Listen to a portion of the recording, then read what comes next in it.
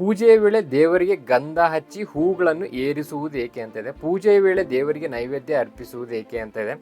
ದೇವರಿಗೆ ಹಣ್ಣು ಕಾಯಿ ಮಾಡುವುದು ಏಕೆ ಅಂತ ಇದೆ. ಮಂಗಳಾರತಿಯ ವೇಳೆ ಎದ್ದು ನಿಲ್ಲುವುದು ಏಕೆ ಅಂತ ಇದೆ. ತೀರ್ಥ ಪ್ರಸಾದಗಳ ಸೇವನೆಯ ಪರಿ ಎಂತು ಅಂತ ಇದೆ. ನಮಸ್ಕಾರವನ್ನ ಮಾಡುವುದು ಏಕೆ ಅಂತ ಇದೆ. ಹಾಗೆ ನೋಡ್ತಾ ಹೋದ್ರೆ ನಾವಿಲ್ಲಿ ರಂಗ ಪೂಜೆಯನ್ನು ಮಾಡುವುದಾದ್ರೂ ಯಾಕೆ ಅಂತ ಇದೆ. ಶಿವನಿಗೆ ಬಿಲ್ವ ಪತ್ರೆ ಪ್ರಿಯವಾದುದೆನ್ನುವುದು ಏಕೆ ಅಂತ ಇದೆ. ಈಗ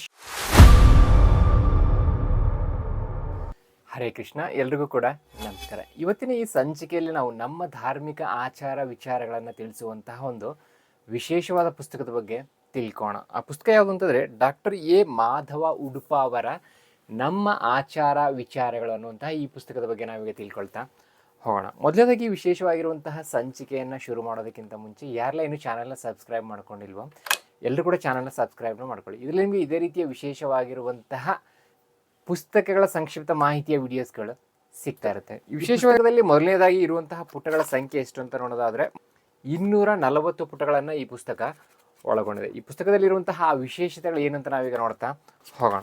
ಈ ಪುಸ್ತಕದ ಪರಿವಿಡಿಯನ್ನು ನಾವೀಗ ಒಂದ್ಸರಿ ಗಮನಿಸೋದಾದ್ರೆ ಪರಿವಿಡಿಯಲ್ಲಿರುವಂತಹ ವಿಷಯಗಳು ಯಾವ ರೀತಿಯಾಗಿದೆ ಅಂತಂದರೆ ಈ ಪುಸ್ತಕದಲ್ಲಿರುವಂತಹ ನಮ್ಮ ಆಚಾರ ವಿಚಾರಗಳಿಗೆ ಸಂಬಂಧಪಟ್ಟಂತಹ ವಿಷಯಗಳು ಯಾವುದಂತ ನೋಡೋದಾದರೆ ದೇವರನ್ನು ದರ್ಶಿಸುವಾಗ ಅಂಗಿಯನ್ನು ಕಳಚುವುದೇಕೆ ಅಂತ ಇದೆ. ಈಗ ನೋಡ್ಬೋದು, ಸಾಮಾನ್ಯವಾಗಿ ನಾವು ತುಂಬ ವಿಶೇಷವಾಗಿರುವಂತಹ ದೇವಸ್ಥಾನಗಳಿಗೆ ದರ್ಶನವನ್ನು ಮಾಡೋದಕ್ಕೆ ಅಂತ ಹೋಗಿರ್ತೀವಿ. ಅಲ್ಲಿ ಪುರುಷರಿಗೆ ಈ ಒಂದು ಅಂಗಿಯನ್ನು ಕಳಚಿ ಆ ಒಂದು ದೇವಸ್ಥಾನದ ಒಳಗಡೆ ಪ್ರವೇಶವನ್ನು ಮಾಡಬೇಕಾಗತ್ತೆ. ಈ ಅಂಗಿಯನ್ನು ಕಳಚಿ ನಾವು ಆ ದೇವಸ್ಥಾನದ ಒಳಗಡೆ ಯಾಕೆ ಹೋಗಬೇಕು ಅನ್ನೋದರ ಒಂದು ವಿಶೇಷವಾದಂತಹ ಮಾಹಿತಿಯನ್ನು ನಮಗೆ ಈ ಪುಸ್ತಕ ತಿಳಿಸುತ್ತೆ. ಮತ್ತೆ ಇಲ್ಲಿ ನೋಡೋದು ದೇಗುಲದಲ್ಲಿ ಪ್ರದಕ್ಷಿಣೆ ಬರುವುದೇಕೆ ಅಂತ ಇದೆ. ಈಗ ನಾವು ಸಾಮಾನ್ಯವಾಗಿ ಪ್ರತಿಯೊಂದು ದೇವಸ್ಥಾನಕ್ಕೆ ಹೋದಾಗಲೂ ಕೂಡ ಆ ದೇವಸ್ಥಾನಗಳಲ್ಲಿ ಪ್ರದಕ್ಷಿಣೆಗಳನ್ನು ಮಾಡ್ತಾ ಇರ್ತೀವಿ.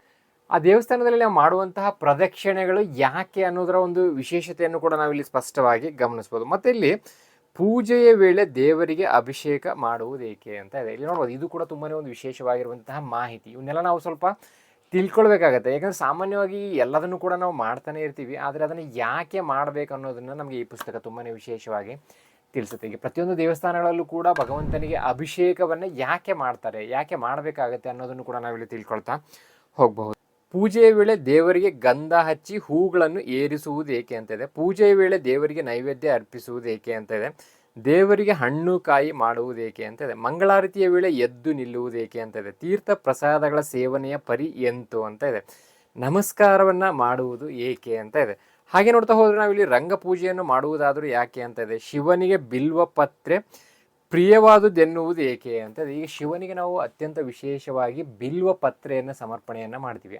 ಆ ಬಿಲ್ವ ಪತ್ರೆಯನ್ನು ಯಾಕೆ ಸಮರ್ಪಣೆಯನ್ನು ಮಾಡ್ತೀವಿ, ಅದು ಶಿವನಿಗೆ ಯಾಕೆ ವಿಶೇಷ ಅಂತ ಹೇಳಿಬಿಟ್ಟು ನಾವು ಈ ಪುಸ್ತಕದಲ್ಲಿ ನೋಡ್ತಾ ಹೋಗ್ಬೋದು. ಅಷ್ಟೇ ಅಲ್ಲದೆ ನಾವಿಲ್ಲಿ ನೋಡ್ತಾ ಹೋದರೆ ರಥೋತ್ಸವದ ಉದ್ದೇಶವಾದರೂ ಏನು ಅಂತ ಇದೆ. ಈಗ ನಾವು ರಥೋತ್ಸವಗಳನ್ನು ನೋಡ್ತಾ ಇರ್ತೀವಿ. ಈಗ ವಿಶೇಷವಾಗಿ ತುಂಬ ದೇವಸ್ಥಾನಗಳಲ್ಲಿ ಈ ರಥೋತ್ಸವದ ಆಚರಣೆಗಳು ತುಂಬಾ ವಿಶೇಷವಾಗಿ ನಡೀತಾ ಇರುತ್ತೆ. ಆ ಒಂದು ರಥೋತ್ಸವವನ್ನು ಯಾಕೆ ಮಾಡ್ತಾರೆ ಅನ್ನೋದನ್ನು ಕೂಡ ನಾವಿಲ್ಲಿ ನೋಡ್ತಾ ಹೋಗ್ಬೋದು. ಮತ್ತು ದಾನ ದಕ್ಷಿಣೆಗಳನ್ನು ನೀಡುವಾಗ ತುಳಸಿ ಯಾಕೆ ಅಂತ ಇದೆ. ಮತ್ತು ಮಕರ ಸಂಕ್ರಾಂತಿಯಂದು ಎಳ್ಳು ಬೀರುವುದೇಕೆ ಅಂತ ಇದೆ. ಈಗ ಮಕರ ಸಂಕ್ರಾಂತಿಯ ದಿನದಂದು ನಾವು ಎಳ್ಳು ಸಕ್ಕರೆ ಅಥವಾ ಎಳ್ಳು ಬೆಲ್ಲವನ್ನು ಕೊಡ್ತಾ ಇರ್ತೀವಿ. ಅದರ ಉದ್ದೇಶ ಏನಂತಲೂ ಕೂಡ ನಾವಿಲ್ಲಿ ನೋಡ್ತಾ ಹೋಗಬಹುದು. ಮತ್ತು ಶಿವರಾತ್ರಿಯಂದು ಉಪವಾಸ ಮಾಡುವುದೇಕೆ, ಹೋಳಿ ಹಬ್ಬದಂದು ಮೈ ಕೈಗೆಲ್ಲ ಬಣ್ಣವನ್ನು ಹಚ್ಚುವುದೇಕೆ ಅಂತ ಇದೆ. ಈ ರೀತಿಯಾಗಿ ನಮಗೆ ಈ ಪುಸ್ತಕದಲ್ಲಿ ಹಲವಾರು ವಿಷಯಗಳ ಬಗ್ಗೆ ಅಂತಂದರೆ ಈ ನಮ್ಮ ಆಚಾರ ವಿಚಾರಗಳ ಬಗ್ಗೆ ತುಂಬ ವಿಷಯಗಳನ್ನು ಈ ಪುಸ್ತಕ ಒಳಗೊಂಡಿದೆ. ಹಾಗಾಗಿ ಈ ಪುಸ್ತಕವನ್ನು ತೊಗೊಂಡಾಗ ಏನಾಗುತ್ತೆ, ನಮ್ಮ ಆಚಾರ ವಿಚಾರಗಳ ಬಗ್ಗೆ ನಾವು ಸ್ಪಷ್ಟವಾದ ಮಾಹಿತಿಯನ್ನು ಕೂಡ ನಾವು ಪಡ್ಕೊಳ್ಬಹುದು. ಇಲ್ಲಿ ನೋಡ್ಬೋದು, ಮೊದಲನೇದಾಗಿ ಒಂದು ತಿಳ್ಕೊಳ್ಳೋಣ, ದೇಗುಲದಲ್ಲಿ ಪ್ರದಕ್ಷಿಣೆ ಬರುವುದೇಕೆ ಅಂತ ಇದೆ. ದೇಗುಲವನ್ನು ಪ್ರವೇಶಿಸುತ್ತಲೇ ಗಂಟೆ ಬಾರಿಸುತ್ತೇವೆ, ಅನಂತರ ದೇವರಿಗೆ ಪ್ರದಕ್ಷಿಣೆ ಬರುತ್ತೇವೆ. ದೇವರ ದರ್ಶನ ಮಾಡಿ ತೀರ್ಥ ಪ್ರಸಾದ ಸ್ವೀಕರಿಸಿ ಹೊರ ಹೋಗುವ ಮೊದಲು ದೇಗುಲದಲ್ಲಿ ಸ್ವಲ್ಪ ಹೊತ್ತು ಕುಳಿತುಕೊಳ್ಳುತ್ತೇವೆ. ಯಾಕೆ ಹೀಗೆ, ಅವುಗಳ ಉದ್ದೇಶವಾದರೂ ಏನು ಅಂತ ಹೇಳ್ಬಿಟ್ಟು ಕೊಟ್ಟಿದ್ದಾರೆ.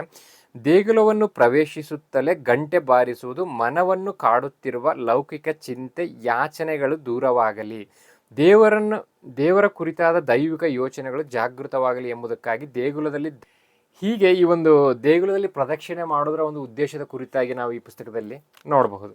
ಹಾಗೆ ಇಲ್ಲಿ ನಮಸ್ಕಾರ ಮಾಡುವುದೇಕೆ ಅನ್ನೋದ್ರ ಬಗ್ಗೆ ಸ್ವಲ್ಪ ನಾವೇ ತಿಳ್ಕೊಳ್ಳೋದಾದರೆ, ನಮಸ್ಕಾರ ಎಂದು ಕೈ ಮುಗಿಯುವುದು ಉಂಟು, ಕಾಲಿಗೆ ಬೀಳುವುದು ಉಂಟು, ಇನ್ನು ದೇವರಿಗೆ ಸಾಷ್ಟಾಂಗ ನಮಸ್ಕಾರವನ್ನೇ ಮಾಡುವುದು ರೂಢಿ. ಈ ರೀತಿ ನಮಸ್ಕಾರ ಮಾಡುವುದರ ಉದ್ದೇಶವಾದರೂ ಏನು, ಅದು ಸಾರ್ಥಕವಾಗುವುದೆಂತು ಅಂತ ಹೇಳ್ಬಿಟ್ಟು ಅದರ ಬಗ್ಗೆ ವಿಶೇಷತೆಯನ್ನು ಕೊಟ್ಟಿದ್ದಾರೆ. ಇಲ್ಲಿ ಎನ್ನುತ್ತದೆ ನಮ್ಮ ಧರ್ಮ ಸಂಸ್ಕೃತಿ. ಒಬ್ಬ ವ್ಯಕ್ತಿ ಇನ್ನೊಬ್ಬ ವ್ಯಕ್ತಿಗೆ ಒಬ್ಬ ವ್ಯಕ್ತಿ ಇನ್ನೊಬ್ಬನಿಗೆ ಆ ರೀತಿ ಪ್ರೀತ್ಯಾಧಾರಗಳನ್ನು ಸಲ್ಲಿಸುವ ಸಾಂಪ್ರದಾಯಿಕ ಆಚರಣೆಯೇ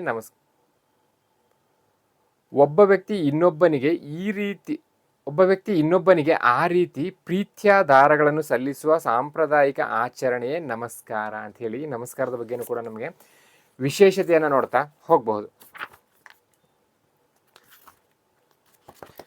ಸೊ ಹಾಗಾದ್ರೆ ನೋಡಿದ್ರಲ್ಲ, ಈ ರೀತಿಯ ವಿಶೇಷವಾಗಿರುವಂತಹ ನಮ್ಮ ಆಚಾರ ವಿಚಾರಗಳ ಬಗ್ಗೆ ತಿಳಿಸುವಂತಹದ್ದೇ ಈ ಪುಸ್ತಕ ಆಗಿದೆ. ಈ ಪುಸ್ತಕ ಯಾರಿಗೆ ಬೇಕಾಗಿದೆ ಕೆಳಗಡೆ ಕೊಟ್ಟಿರುವಂತಹ ಒಂದು ಸಂಖ್ಯೆಗೆ ನೀವು ಒಂದು ವಾಟ್ಸಪ್ನ ಮಾಡಿ ನಮ್ಮ ಆಚಾರ ವಿಚಾರಗಳು ಅಂತ ಮೆಸೇಜ್ನ ಮಾಡಿದರೆ ಸಾಕು. ಇದರ ಪೇಮೆಂಟ್ ಡೀಟೇಲ್ಸನ್ನು ಕಳಿಸ್ಕೊಡ್ಲಾಗುತ್ತೆ. ಈ ಪುಸ್ತಕದ ಬೆಲೆ ನಿಮಗೆ 300 ರೂಪಾಯಿ ಆಗುತ್ತೆ. ಜೊತೆಗೆ ಇದರ ಒಂದು ಪೋಸ್ಟಲ್ ಚಾರ್ಜು ಕೂಡ ಪ್ರತ್ಯೇಕವಾಗಿರುತ್ತೆ.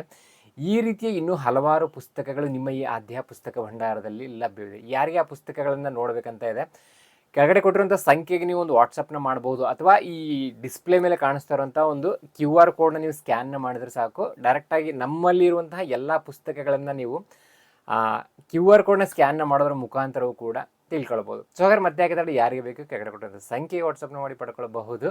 ಹರೇ ಕೃಷ್ಣ.